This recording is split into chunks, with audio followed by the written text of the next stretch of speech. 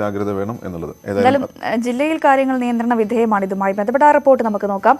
Kozhikode corporation പരിധിയിൽ കണ്ടെത്തിയ shigella രോഗം നിയന്ത്രണ വിധേയമായതായി ആരോഗ്യവകുപ്പ്. പ്രതിരോധ പ്രവർത്തനങ്ങൾ ശക്തമാക്കിയതിലൂടെയാണ് രോഗം നിയന്ത്രിക്കാൻ കഴിഞ്ഞത് എന്ന് ജില്ലാ മെഡിക്കൽ ഓഫീസർ അറിയിച്ചു. രോഗം റിപ്പോർട്ട് ചെയ്ത ഉടൻ തന്നെ ആരോഗ്യവകുപ്പ് പ്രതിരോധ പ്രവർത്തനങ്ങൾ ശക്തമാക്കിയിരുന്നു. ഇതോടെ രോഗം പകരാതെ നിയന്ത്രണ വിധേയമാക്കാൻ കഴിഞ്ഞതായി ജില്ലാ മെഡിക്കൽ ഓഫീസർ അറിയിച്ചു. ജില്ലാ മെഡിക്കൽ ഓഫീസർ, ജില്ലാ സർവൈലൻസ് സംഘം എന്നിവർ സ്ഥലം സന്ദർശിച്ച് ആവശ്യമായ പ്രതിരോധ നടപടികൾ കൈക്കൊണ്ടു. കിണറുകളിൽ super chlorination, medical camp, active case search, ബോധവൽക്കരണ പ്രവർത്തനങ്ങൾ എന്നിവ നടത്തി. അതേസമയം ഷിഗല്ല ബാക്ടീരിയ എങ്ങനെ കോട്ടപ്പറമ്പിൽ എത്തിയെന്ന് ഇതുവരെ കണ്ടെത്താനായിട്ടില്ല. ഇതു സംബന്ധിച്ച പരിശോധന തുടരുകയാണ്. നിലവിൽ 5 വയസ്സിന് താഴെയുള്ള 2 കുട്ടികളാണ് രോഗം ബാധിച്ച് ചികിത്സയിലുള്ളത്. ഇവരുടെ ആരോഗ്യനില തൃപ്തികരമാണ്. പ്രധാനമായും മലിനജലത്തിലൂടെയും കേടായ ഭക്ഷണത്തിലൂടെയും പകരുന്ന രോഗം വയറിളക്കം, പനി, വയറുവേദന, ഛർദി, ക്ഷീണം, രക്തം കലർന്ന മലം എന്നീ ലക്ഷണങ്ങൾ കാണിക്കുകയും ഗുരുതരാവസ്ഥയിൽ മരണം സംഭവിക്കുന്നതുമാണ്. രോഗം നിയന്ത്രണ വിധേയമാണെങ്കിലും ജാഗ്രത വേണമെന്ന് ആരോഗ്യവകുപ്പ് അറിയിച്ചു. ന്യൂസ് 18 കോഴിക്കോട്. സിസ്റ്റർ അഭയ കൊല്ലപ്പെട്ട കേസിൽ നാളെ വിധി വരും. തിരുവനന്തപുരം CBI കോടതിയിലാണ് അഭയ കേസിന്റെ വിചാരണ നടപടികൾ പൂർത്തിയായത്. സംഭവം നടന്ന 28 കൊല്ലത്തിന് ശേഷമാണ് കേസിൽ വിധി വരുന്നത്. 1992 മാർച്ച് 27-നാണ് കോട്ടയം പയസ് 10th കോൺവെന്റിലെ കിണറ്റിൽ സിസ്റ്റർ അഭയെ മരിച്ച നിലയിൽ കണ്ടെത്തിയത്. കോട്ടയം BMS കോളേജിലെ 2ാം വർഷ പ്രീ ഡിഗ്രി വിദ്യാർത്ഥിനിയായിരുന്നു അഭയ. വെസ്റ്റ് പോലീസ് രജിസ്റ്റർ ചെയ്ത കേസ് 1992 ഏപ്രിലിൽ ക്രൈംബ്രാഞ്ചിന് കൈമാറി. 1993 ജനുവരി 30-ന് അഭയുടേത് ആത്മഹത്യയാണെന്ന് കാട്ടി ക്രൈംബ്രാഞ്ച് കോടതിയിൽ റിപ്പോർട്ട് നൽകി. ആക്ഷേപം ശക്തമായതോടെ 1993 മാർച്ച് 23-ന് കേസന്വേഷണം കോടതി CBIയെ ഏൽപ്പിച്ചു. ക്രൈംബ്രാഞ്ച് റിപ്പോർട്ട് അപ്പാടെ തള്ളിയ CBI അഭയുടേത് കൊലപാതകമാണെന്ന് ഉറപ്പിച്ചു. ഇതിനിടെ മരണം ആത്മഹത്യയെന്ന റിപ്പോർട്ട് നൽകാൻ CBI SP V ത്യാഗരാജൻ ആവശ്യപ്പെട്ടതായി അന്വേഷണ ഉദ്യോഗസ്ഥനായ വർഗീസ് P തോമസിന്റെ വെളിപ്പെടുത്തലുണ്ടായി. 3 തവണയാണ് കേസ് എഴുതിത്തള്ളണമെന്നാവശ്യപ്പെട്ട് CBI കോടതിയെ സമീപിച്ചത്. ഇക്കാര്യത്തിൽ കോടതിയുടെ ഭാഗത്തു നിന്ന് രൂക്ഷ വിമർശനമുണ്ടായി. 2008 ഒക്ടോബറിൽ കേസ് CBI കേരള ഘടകം അന്വേഷിക്കണമെന്ന് ഹൈക്കോടതി ഉത്തരവിട്ടു. ലോക്കൽ പോലീസും ക്രൈംബ്രാഞ്ചും ആത്മഹത്യയെന്ന റിപ്പോർട്ട് നൽകിയ ശേഷം കേസ് കൊലപാതകമെന്ന് കണ്ടെത്തിയത് CBI ആണ്. 2008 നവംബർ 24-ന് കേസിലെ 4ാം പ്രതിയും ആദ്യം കേസ് അന്വേഷിച്ച വെസ്റ്റ് പോലീസ് സ്റ്റേഷനിലെ ASIയുമായ VV അഗസ്റ്റിനെ ആത്മഹത്യ ചെയ്ത നിലയിൽ കണ്ടെത്തി. 2018-ൽ 2ാം പ്രതി ഫാദർ ജോസ് പുതുർക്കയിലിനെ CBI പ്രതിപട്ടികയിൽ നിന്ന് ഒഴിവാക്കി. 2019-ലാണ് 1ാം പ്രതി ഫാദർ തോമസ് കോട്ടൂർ, 3ാം പ്രതി സിസ്റ്റർ സഫി എന്നിവരുടെ വിടുതൽ ഹർജി തള്ളുകയും വിചാരണ ഉടൻ ആരംഭിക്കാനും കോടതി ഉത്തരവിട്ടത്. 2019 ഓഗസ്റ്റ് 27-ന് ആരംഭിച്ച വിചാരണയ്ക്കിടെ പല സാക്ഷികളും കൂറുമാറി. നിസ്സഹായരാണെന്ന് പ്രോസിക്യൂഷൻ കോടതിയെ അറിയിക്കുന്ന സാഹചര്യം പോലുമുണ്ടായി. ന്യൂസ് 18 തിരുവനന്തപുരം. 28 വർഷത്തിന് ശേഷമുള്ള ഒരു വിധിയാണ് നാളെ വരാൻ പോകുന്നത്. ഇനി നമുക്ക് വിനോദ വാർത്തകൾ നോക്കാം. വിനോദ വാർത്തകളുമായി ഫെമിയാണ് ചേരുന്നത്. Femi, good morning. എന്തൊക്കെയാണ് പ്രധാനപ്പെട്ട വിനോദ വാർത്തകൾ? ഫഹദ് ഫാസിലും തെന്നിന്ത്യയിലെ ലേഡി സൂപ്പർ സ്റ്റാർ നയൻതാരയും ഒരു ചിത്രത്തിനായി ഒന്നിക്കുന്നു. സംവിധായകൻ അൽഫോൻസ് പുത്രനാണ് ചിത്രം ഒരുക്കുന്നത്. പാട്ട് എന്നാണ് ചിത്രത്തിന് പേരിട്ടിരിക്കുന്നത്. സംവിധായകൻ അൽഫോൻസ് പുത്രനാണ് സോഷ്യൽ മീഡിയയിലൂടെ സിനിമയെക്കുറിച്ചുള്ള വിവരങ്ങൾ നൽകിയത്. സക്കറിയ തോമസും ആൽവിൻ ആന്റണിയും ചേർന്നാണ് ചിത്രം നിർമ്മിക്കുന്നത്.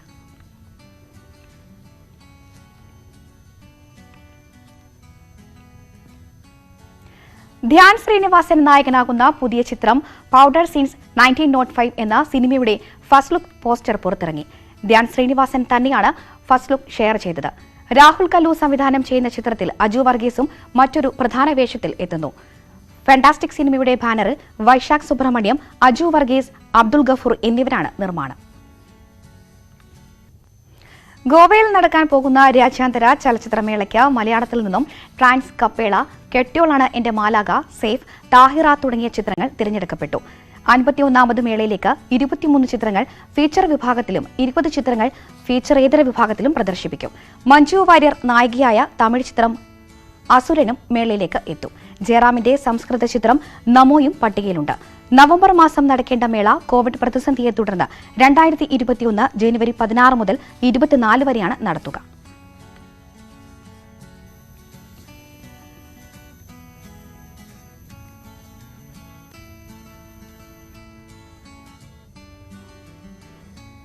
ഇനിയൊരു ഇടവേളയ്ക്ക് ശേഷം പൗരത്വ ഭേദഗതി നിയമം നടപ്പാക്കാനുള്ള നടപടികൾ തുടങ്ങുമെന്ന് ആഭ്യന്തരമന്ത്രി അമിത്ഷാ. നിയമം നടപ്പാക്കുന്നതിനുള്ള വ്യവസ്ഥകൾ രൂപീകരിക്കണം. കോവിഡ് സാഹചര്യത്തിൽ അത്ര വലിയ പ്രക്രിയ നടപ്പാക്കാൻ കഴിയില്ല എന്നും അമിത്ഷാ പറഞ്ഞു. ബംഗാൾ സന്ദർശനത്തിനിടെയായിരുന്നു അമിത്ഷായുടെ പ്രതികരണം. ഇന്ത്യയിൽ ജനുവരിയോടെ ജനങ്ങൾക്ക് കോവിഡ് വാക്സിൻ നൽകാൻ കഴിഞ്ഞേക്കുമെന്ന് കേന്ദ്ര ആരോഗ്യമന്ത്രി ഹർഷവർദ്ധൻ. വാക്സിനുകളുടെ സുരക്ഷിതത്വവും കാര്യക്ഷമതയും പ്രധാനമാണ്. അക്കാര്യത്തിൽ വിട്ടുവീഴ്ചയില്ലെന്നും ഹർഷവർദ്ധൻ പറഞ്ഞു. എന്നാൽ ഏത് കമ്പനിയുടെ വാക്സിനാവും നൽകുക എന്നതിൽ മന്ത്രി വ്യക്തത വരുത്തിയില്ല. CBSE 10-12 ക്ലാസ് പരീക്ഷാ തീയതികൾ നാളെ പ്രഖ്യാപിച്ചേക്കും. രാജ്യത്തെ അധ്യാപകരുമായി നാളെ കേന്ദ്ര വിദ്യാഭ്യാസ മന്ത്രി രമേശ് പൊഖ്രിയാൽ ഓൺലൈനിലൂടെ സംവദിക്കും. ബോർഡ് പരീക്ഷകൾ ഓൺലൈനായി നടത്താൻ നിർദ്ദേശമില്ല എന്ന് CBSE അധികൃതർ വ്യക്തമാക്കി. ഡൽഹി നിസാമുദ്ദീനിലെ തബ്ലീഗ് സമ്മേളനത്തിൽ പങ്കെടുത്ത 36 വിദേശികളെ നാട്ടിലേക്ക് മടങ്ങാൻ സഹായിക്കണമെന്ന് കേന്ദ്ര സർക്കാരിനോട് സുപ്രീംകോടതി. ഇതിനായി നോഡൽ ഓഫീസറെ നിയോഗിക്കാനാണ് നിർദ്ദേശം. കോവിഡ് മാനദണ്ഡങ്ങളും വിസ ചട്ടങ്ങളും ലംഘിച്ചതിന് ചുമത്തിയ കേസുകളിൽ നിന്ന് കഴിഞ്ഞ ദിവസം ഇവരെ ഡൽഹി കോടതി കുറ്റവിമുക്തരാക്കിയിരുന്നു. പശ്ചിമബംഗാളിലെ അമിത്ഷായുടെ സന്ദർശനം ശക്തി പ്രകടനമാക്കി മാറ്റി BJP. ബംഗാൾ ജനത മാറ്റം ആഗ്രഹിക്കുന്നുവെന്നും മമതാ ബാനർജിക്കെതിരായ വികാരമാണ് റോഡ് ഷോയിലൂടെ തെളിഞ്ഞത് എന്നുമാണ് BJPയുടെ അവകാശവാദം. എന്നാൽ കേന്ദ്ര സർക്കാർ സംസ്ഥാന ഭരണത്തിൽ കൈകടത്താൻ ശ്രമിക്കുകയാണ് എന്ന് മുഖ്യമന്ത്രി മമതാ ബാനർജി ആരോപിച്ചു. നിയമസഭാ തെരഞ്ഞെടുപ്പിന് കളമൊരുക്കുന്നതിന്റെ ഭാഗമായാണ് ആഭ്യന്തരമന്ത്രി അമിത്ഷാ ബംഗാളിൽ 2 ദിവസം സന്ദർശനം നടത്തിയത്. അമിത്ഷായുടെ റാലികൾ BJP ശക്തി പ്രകടനമാക്കി.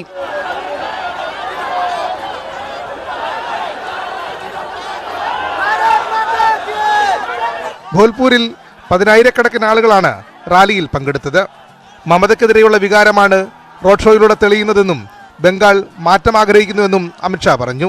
बंगाल के अंदर भारतीय जनता पार्टी का तैयारी का जो अभियान है उसमें 2 दिन से मैं बंगाल में हूं. कल भी मैं एक बहुत बड़ी रैली में गया था. तृणमूल कांग्रेस, TMC और कांग्रेस पार्टी से बहुत सारे नेताओं ने भारतीय जनता पार्टी ज्वाइन करी. ആദ്യ ദിനം കർഷക കുടുംബത്തോടൊപ്പം ഭക്ഷണം കഴിച്ച അമിത്ഷാ ഇന്നലെ ഭാവുൽ കുടുംബത്തോടൊപ്പം ഭക്ഷണം കഴിച്ച് താഴെത്തട്ടിലേക്ക് ഇറങ്ങിച്ചെല്ലുന്നുവെന്ന പ്രതീതിയും ജനിപ്പിച്ചു.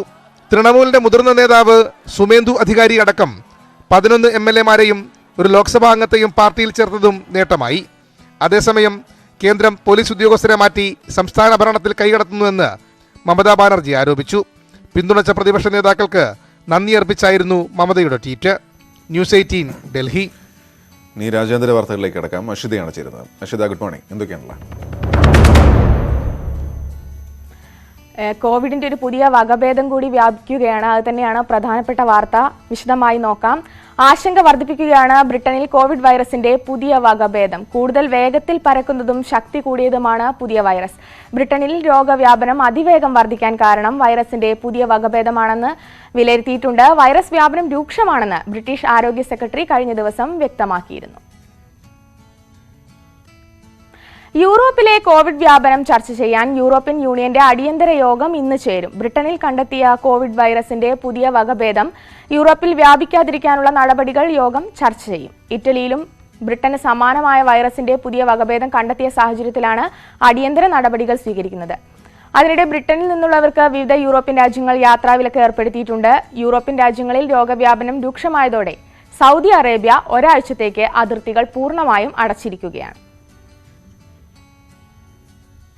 കോവിഡിന്റെ പുതിയ വകഭേദം ബ്രിട്ടനിൽ കണ്ടെത്തിയ പശ്ചാത്തലത്തിൽ ഇന്ത്യയിലും ജാഗ്രത ശക്തമാക്കി കേന്ദ്ര ആരോഗ്യ മന്ത്രാലയം അടിയന്തര യോഗം വിളിച്ചിട്ടുണ്ട്. ഇന്ന് മോണിറ്ററിംഗ് ഗ്രൂപ്പിന്റെ യോഗമാണ് ചേരുന്നത്. ലോകാരോഗ്യ സംഘടനയിലെ ഇന്ത്യൻ പ്രതിനിധി ഓൺലൈനായി പങ്കെടുത്തേക്കും.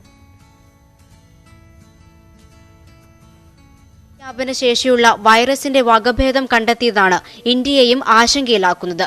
കോവിഡ് വാക്സിൻ ഉപയോഗിച്ചു തുടങ്ങിയപ്പോഴാണ് ബ്രിട്ടനിൽ വൈറസിന്റെ വകഭേദം കണ്ടെത്തിയിരിക്കുന്നത്. മുൻപത്തേതിലും വേഗത്തിൽ വ്യാപിക്കാൻ ശേഷിയുള്ളവയാണ് ഈ വൈറസ്. പുതിയ വകഭേദം കണ്ടെത്തിയതിന് പിന്നാലെ ബ്രിട്ടനിൽ രോഗവ്യാപനവും വർദ്ധിച്ചു. പുതിയതായി കണ്ടെത്തിയ വൈറസ് വകഭേദം ജീവന് ഭീഷണിയാണെന്ന് തെളിഞ്ഞിട്ടില്ല. പക്ഷേ വൈറസ് നിയന്ത്രണാതീതമാണെന്ന ബ്രിട്ടീഷ് ആരോഗ്യ സെക്രട്ടറിയുടെ മുന്നറിയിപ്പ് ആശങ്ക വർദ്ധിപ്പിക്കുന്നു. ലണ്ടൻ ഉൾപ്പെടെ ബ്രിട്ടനിൽ പലയിടത്തും വീണ്ടും ലോക്ക്ഡൌൺ പ്രാബല്യത്തിൽ വന്നു.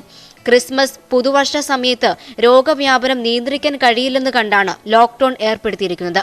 ആഘോഷ സമയത്ത് ചില ഇളവുകൾ പ്രഖ്യാപിക്കാനായിരുന്നു സർക്കാരിന്റെ ആലോചനയെങ്കിലും പുതിയ സാഹചര്യത്തിൽ അത് റദ്ദാക്കി. 3.5 ലക്ഷത്തോളം പേർക്കാണ് രാജ്യത്ത് കോവിഡ് വാക്സിൻ കുത്തിവയ്പ് നൽകിയത്. ഇത് 5 ലക്ഷമാക്കി ഉയർത്തുന്നതിനിടെയാണ് പുതിയ ഭീഷണി ഉയരുന്നത്. ഇതിന് പിന്നാലെ പല യൂറോപ്യൻ രാജ്യങ്ങളും UK-യിലേക്കുള്ള വിമാന സർവീസ് നിർത്തി. പല യൂറോപ്യൻ രാജ്യങ്ങളിലും സമാനമായ വകഭേദങ്ങൾ കണ്ടെത്തിയതായി റിപ്പോർട്ടുണ്ട്. News desk news 18. ലോകത്ത് കോവിഡ് ബാധിതരുടെ എണ്ണം 7.25 കോടിയിലേക്ക് അടുക്കുകയാണ്. 24 മണിക്കൂറിനിടെ 5 ലക്ഷത്തിലധികം പേർക്കാണ് രോഗം ബാധിച്ചത്. കോവിഡ് ബാധിച്ച് മരിച്ചവരുടെ എണ്ണം 17 ലക്ഷത്തിലേക്കും അടുക്കുകയാണ്. പ്രതിദിന മരണനിരക്ക് 7000-ലധികമാണ് ഇപ്പോൾ. അമേരിക്കയിലാണ് ഏറ്റവും കൂടുതൽ രോഗബാധിതർ. വൈറസ് വ്യാപനത്തിന്റെ പുതിയ സാഹചര്യത്തിൽ സൗദി അറേബ്യ ഒരാഴ്ചത്തേക്ക് അതിർത്തികൾ അടച്ചതായി അറിയിച്ചിട്ടുണ്ട്. റഷ്യക്കെതിരായ നിലപാടുകൾ കൂടുതൽ കടുപ്പിക്കുമെന്ന സൂചന നൽകി നിയുക്ത അമേരിക്കൻ പ്രസിഡന്റ് ജോ ബൈഡൻ. US-ലെ സർക്കാർ സംവിധാനങ്ങളിൽ നിന്ന് വിവരങ്ങൾ ചോർത്തിയ റഷ്യയ്ക്ക് തക്കതായ ശിക്ഷ നൽകുമെന്നാണ് ജോ ബൈഡന്റെ പ്രഖ്യാപനം. ഉപരോധം ഉൾപ്പെടെ പുതിയ അമേരിക്കൻ ഭരണകൂടം പരിഗണിക്കുന്നതായാണ് സൂചന. ഹാക്കിംഗ് വഴി വിവരം ചോർത്തിയത് ചൈനീസ് കമ്പനികളാകാമെന്ന് ഡൊണാൾഡ് ട്രംപിന്റെ നിലപാടും ജോ ബൈഡൻ തള്ളുകയാണ്.